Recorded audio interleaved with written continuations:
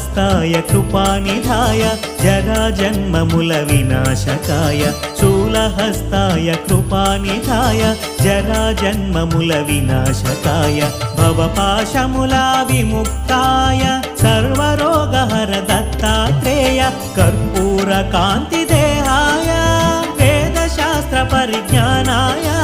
कर्पूरकान्तिदेहाय वेदशास्त्र परिज्ञानाय मूर्तित्रय स्वरूपाय